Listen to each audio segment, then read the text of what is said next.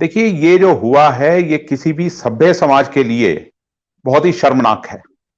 खास तौर पे जब हमारी आज की जो सरकारें हैं, जब वो बड़ी-बड़ी दुहाई देती हैं कि हम हमारी बड़ी प्राचीन सभ्यता है और हमारी एक बड़ी क्या कहते हैं ग्रेट सिविलाइजेशन है, उसके लिए एक बहुत ही शर्म की बात है ये।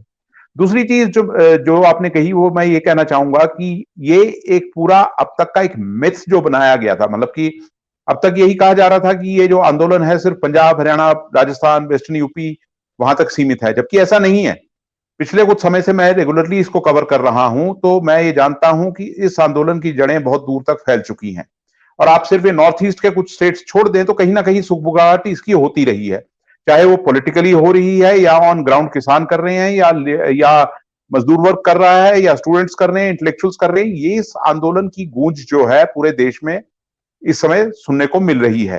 मतलब मैं हिमाचल में बैठा हूं तो आपको बता सकता हूं कि यहां भी सेब के साथ जो सेब की कीमतों के साथ जो इस बार हुआ है और जिस तरह से यहाँ के जो सेब उत्पादक हैं वो उठ खड़े हुए हैं एक कॉर्पोरेट मॉडल के खिलाफ, तो वो भी इसी किसानी आंदोलन से। यूं ही नहीं, मैं बन जाता हूं। रोज पहले किरण का छोर ढूंढने निकल जाता हूं। धूप छांव दिन रात की परवाह किए बिना पढ़ता जाता हूं। तब कहीं उस उम्दा अनुभव को दुनिया तक पहुंचा पाता हूं। यूं ही नहीं, मैं रजनीगंधा बन जाता हूं। जोड़ के देखा जाने वाली चीज है।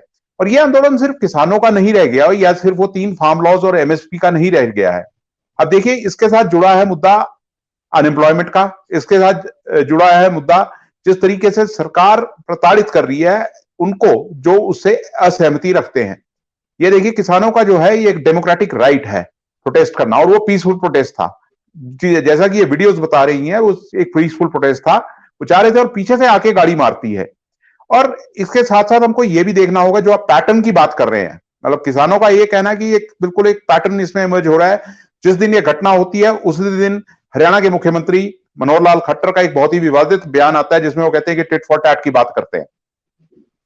मसलन वो अपने समर्थकों को उकसाते हैं, एक तरह से ये उसकी इंटरप्रिटेशन ये ली जा रही है कि वो उकसा रहे हैं अपने समर्थकों को कि आप भी किसानों के साथ मारपीट करें। तो मतलब ये जो चीजें आती हैं इस तरह की, और किसानों का साफ तौर पे ये कहना है कि जो सरकार का रवैया है वो अब सीधे सीधे किसानों से एक हेड ऑन कन्फ्रंटेशन चाहती है, जिसके बाद उसको वायलेंटली दबाया जा सके। और जैसा कि मेरे साथी ने कहा अभी थोड़ी देर पहले कि भाई सवाल उठाए कि इसकी जांच कैसे होगी, मेरा तो यहां तक मानना है कि जब तक टैनी ऑफिस में बैठे हैं इसकी निष्पक्ष जांच हो हमेशा ही सवालों के घेरे में रहेगी। तो टैनी को फिलहाल कम से कम जब तक इसकी जांच पूरी नहीं होती तो उन्हें ऑफिस से हटाया जाना चाहिए। किसानों की भी यही मांग है। और जो जितने भी आप ले लीजिए, जो हमारा इतिहास रहा है, क्या गारंटी है कि इसमें न्याय मिलेगा लोगों को। तो टैनी का ऑफिस में बैठे रहना एक मैं कहूंगा मॉरल तौर पे भी गलत है।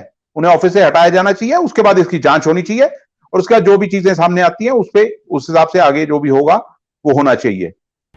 और आप हमसे जुड़े रहने के लिए सब्सक्राइब करें YouTube पर, फॉलो करें Twitter पर और लाइक करें Facebook पर। और ज्यादा जानकारी के लिए आपको टाइप करना होगा सिर्फ न्यूज़ नशा।